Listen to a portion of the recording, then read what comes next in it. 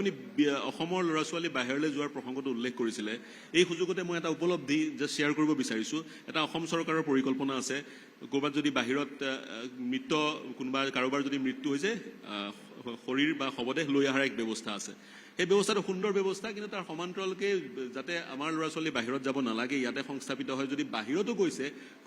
ঘূৰাই লৈ অহাৰ যদি কিবা পৰিকল্পনা থাকে তেতিয়া চাগৈ তেওঁলোক বেছিকৈ উপকৃত হ'ব মোৰ সেইটো ধাৰণা তাৰ সমান্তৰালে যদি আমি পুনৰ নিৰ্বাচনৰ প্ৰসংগলৈ ঘূৰি আহোঁ বিজেপিয়ে মেৰুকৰণ কৰিছে ধৰ্ম ৰাজনীতি কৰিব বিচাৰে মিয়াৰ ভোট নালাগে বুলি স্পষ্টকৈ কয় মিয়া অথবা সেইসকল লোক যিসকল পূৰ্ববংগীয় ইছলাম ধৰ্মী কি ক'ব এইটো ঠিক আছে না তাত ভুল কি আছে আপুনি তাত ভুল কি পালে মোক বুজাই দিয়ক যদি দিব বিচাৰিছে ভোটটো আপোনালোকৰ কাম ভাল পায় এগৰাকী ভাৰতীয় নাগৰিক কিয় নালাগে বেকগ্ৰাউণ্ডটো চাব লাগিব এই সকল মানুহে আমাৰ মাটি বেদখল কৰিলে জনজাতীয় মানুহ য'ত আছিলে লাহে লাহে তাত সোমাই জনজাতীয় মানুহখিনিক নিজৰ মাটিতে বেদখল হ'ব লগা হ'ল এই মানুহক আমি লৈ যদি লগত চলো অসমটো সুৰক্ষিত হ'ব নোৱাৰে কোনোদিন অসমটো কোনোদিন স্বাৱলম্বী হ'ব নোৱাৰে বজাৰটো আমাৰ ল'ৰা ছোৱালীৰ হাতত যাব নোৱাৰে পথাৰটো আমাৰ ল'ৰা ছোৱালীৰ হাতত যাব নোৱাৰে যদি আমাৰ ল'ৰা ছোৱালীৰ হাতত আমি পথাৰ আৰু বজাৰ তুলিয়ে দিব নোৱাৰোঁ তেখেতসকলক যদি আমি সুযোগ আৰু সুবিধা কৰিয়ে দিব নোৱাৰোঁ তেতিয়া আমি চৰকাৰ কৰাৰ উদ্দেশ্যটো কি উদ্দেশ্য স্পষ্ট আছে কিন্তু সেই 23টা সমষ্টি ৰিজাৰ্ভ কৰি দিলে তেওঁলোকৰ কাৰণে না ঠিক আছে না তেনেকুৱাতো বিজেপি যে 126টা সিটত ইলেকশ্যন জিকিব এইটোতো কোনেও নকয় চৰ চাপৰি য'ত মিয়া মুছলমান আছে তাততো আমি এনেও নিজিকো এই 24টা সমষ্টিততো আমি ইলেকশ্যন খেলিম ইলেকশ্যনটোতো খেলিব লাগিব 126টাতে কিন্তু আমি নিজিকো বুলি আমিও জানো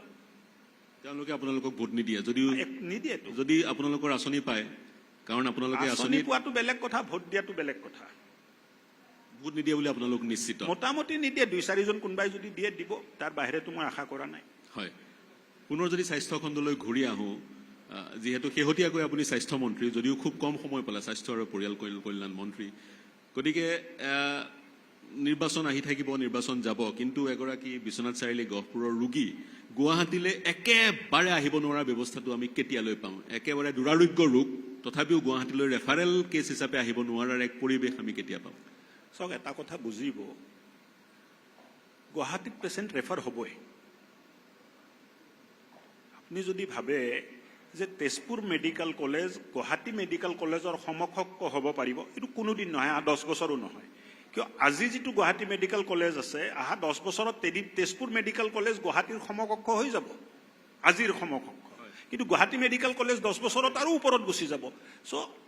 ষ্টেটত এটা ইনষ্টিটিউট থাকে এতিয়া মানুহে এমছত কিয় যায় ভাৰতবৰ্ষততো বহুত হস্পিটেল আছে কিন্তু আটাইতকৈ ভাল চৰকাৰী ব্যৱস্থা যদি আছে এমছ দিল্লীত আছে তে মানুহ এমছ দিল্লীলৈ কিয় যায় সো মানুহ কেপিটেলত যিটো স্বাস্থ্য ব্যৱস্থা তাত আহিব ইয়েছ আজি মোৰ যোৱা মানে 12 মাহৰ অভিজ্ঞতা যে আজি ৰোগীয়ে মাতৃয়ে শিশুক জন্ম দিবৰ কাৰণে মেডিকেল কলেজত আহে 2 বছৰত এফআৰউৰ ব্যৱস্থা কৰি মেডিকেল কলেজৰ পৰা এই প্ৰেছাৰটো আমি নোহোৱা কৰিব খুজিছোঁ medical college is meant for critical care so medical college critical কেয়াৰত মনোযোগ কৰক বাকি যিখিনি কেয়াৰ আছে মানে মাদাৰ এণ্ড চাইল্ড কেয়াৰ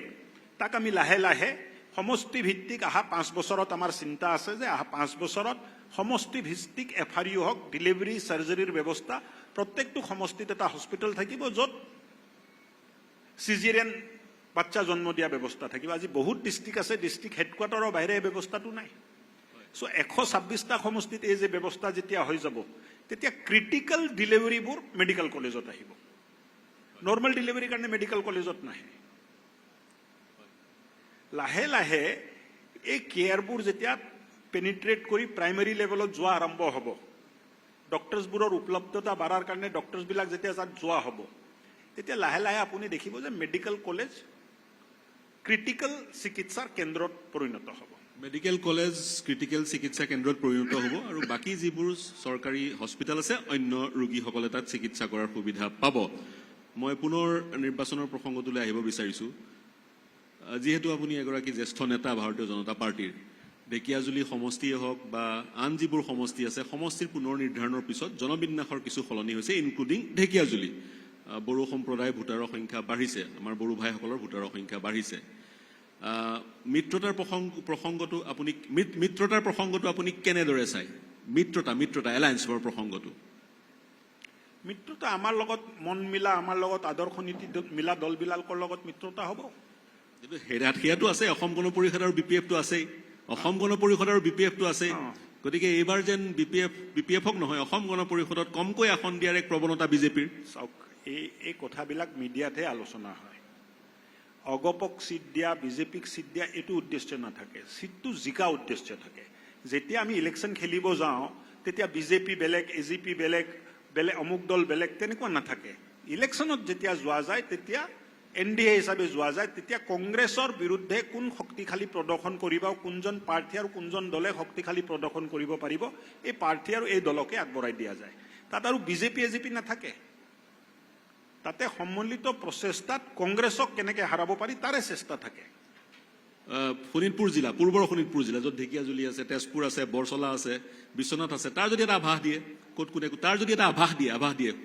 পূৰ্বৰ শোণিতপুৰ জিলা গহপুৰৰ পৰা একেবাৰে ঢেকিয়াজুলিলৈকে চাওক সকলো বিজেপিয়ে খেলিব আভাস দিয়াটো মোৰ কাম নহয় দলে যিটো দায়িত্ব দিয়ে এই দায়িত্বটো নিষ্ঠাসহকাৰে পালন কৰাহে মোৰ দায়িত্ব বহুত সোনকালে এই আনুষ্ঠানিকভাৱে ঘোষণা হৈ যাব কোন দলে ক'ত খেলিব আৰু মই ভাবোঁ যে বহুত সোনকালে প্ৰাৰ্থীবোৰো এনাউন্স হোৱা আৰম্ভ হ'ব বহুত দিন নাই অলপ অপেক্ষা কৰক অপেক্ষা কৰিম আমি আৰু বেছি সময় নাই আমি সমাপ্ত কৰিম মন্ত্ৰী ডাঙৰীয়া কিমানখন এখন আশা কৰিছে এইবাৰ ভাৰতীয় জনতা পাৰ্টি প্লাছে অৰ্থাৎ এনডিএ কিমানখন এখন আশা কৰিছে এনডিএ মোৰ ধাৰণা হ'ল যে 90+ চিন্তা মোৰ ব্যক্তিগত আছে যে 90+ আমি যাব পাৰোঁ 90+ তাত বিজেপিৰ কিমান সময় আছে এতিয়া বিজেপি কিমান চিটত খেলে বিজেপিয়ে ধৰি ললো 100খনততো খেলিবই বিজেপি 100খন নেখেলে 100খন খেলাৰ থল নাই কিন্তু মই ভাবোঁ বিজেপিও কমফৰ্টেবলি বিজেপি শুড বি 65+। অৰ্থাৎ এককভাৱে বিজেপিয়ে মেজিক নম্বৰ স্পৰ্শ কৰিব যেহেতু ইলেকশ্যনৰ বতৰ এনেধৰণৰ সুযোগ চাগৈ নাপাম আপুনিও সমষ্টিত ব্যস্ত হৈ যাব আপুনি এগৰাকী সফল উদ্যোগী ব্যৱসায়ীও ৰাজনীতিবিদো গতিকে কোনটো ভূমিকাত আপুনি বেছিকৈ আপোনাক নিজক দেখা পায় কোনটো ভূমিকা আপোনাৰ বেছি ভাল লাগে ব্যৱসায়টো মই মোটামুটি 2012 চনৰ পিছত ব্যৱসায়ৰ লগত মোৰ সম্পৰ্ক ইনফেক্ট 12 চনৰ পিছত ব্যৱসায়ৰ লগত মোৰ কোনো সম্পৰ্ক নাই ল'ৰা ছোৱালী বা বেলেগ মানুহে ব্যৱসায়টো চায় যোৱা 2012 বুলি ক'লে প্ৰায় 14 বছৰ মই ৰাজহুৱা জীৱনত পূৰ্ণ নিয়োগ কৰি আছোঁ আৰু বিধায়ক হোৱাৰ পিছত 2016ৰ পিছত তো সমষ্টিত কেনেকৈ উন্নয়ন হ'ব পাৰে সমষ্টিৰ কাম কাজ কেনেকৈ হ'ব পাৰে তাতে মনোনিয়োগ কৰা হয় কিন্তু এটা কথা ঠিক দুটা বেলেগ ফিল্ড দুটাৰ মানদণ্ড বেলেগ দুটাত কাম কৰা ছিষ্টেম বেলেগ ইয়াত কাম কৰিবলৈ অলপ বহুল ভিত্তিত কাম কৰিব লাগে সদায় আপুনি যিটো চিন্তা কৰে এইটো ইমপ্লিমেণ্ট কৰিব নোৱাৰে বহুত ধৰণৰ নানা ধৰণৰ সমস্যাৰ মাজত যুঁজি আপুনি আগবাঢ়িব লাগে কিন্তু লাহে ধীৰে মই দেখিছোঁ যে প্ৰত্যেকটো জেগাত মনোভাৱৰ পৰিৱৰ্তন হৈছে এটিটিউড বুলি যিটো অসম মানে ইংৰাজীত শব্দ আছে এই চেঞ্জ ইন এটিটিউড চৰকাৰী কৰ্মচাৰী বিষয়াৰো হৈছে আৰু অসমৰ সৰ্বসাধাৰণৰো এটিটিউড চেঞ্জ হৈ আছে 10 বছৰ আগত আমাৰ মানুহে ভাবিছিল যে আমি কৰিব নোৱাৰিম 10 বছৰৰ ভিতৰত এনেকুৱা এটা চেঞ্জ আহিলে মানুহে এতিয়া বিশ্বাস কৰে যে তেখেতসকলেও লাগিলে আচিভ কৰিব পাৰে বা পাব পাৰে আৰু মই ভাবোঁ যে জাতি এটাৰ কাৰণে এই চিন্তাটো প্ৰয়োজনীয় মই যদি আকাশ চুম বুলি নাভাবোঁ মই কোনোদিন মাউণ্ট এভাৰেষ্ট উঠিব নোৱাৰোঁ ইয়াত যুৱ প্ৰজন্মৰ প্ৰতিনিধি আছে জেনজিৰ লোকসকলো আছে গতিকে আপুনি ভাবিছে আজিৰ তাৰিখত তেওঁলোকে সপোন দেখিব পাৰিছে আপোনালোকে সপোন দেখাৰ পৰিৱেশটো দিছে মানে আজি এটা অৱস্থা আহিছে আমাৰ দিনততো এইটো অৱস্থাই নাছিলে সৰ্বভাৰতীয় পৃষ্ঠভূমিত আপুনি যদি চাই অসমৰ পৃষ্ঠভূমিত চাই অসমৰ GDP growth 45% last 5 years now 45% GDP growth it is phenomenal unbelievable যিসকলে ইকনমিক্স অলপ বুজি পায় 45% GDP growth is phenomenal unbelievable ভাৰতবৰ্ষৰ ভিতৰত কোনো ষ্টেটে এই এচিভ কৰিব পৰা নাই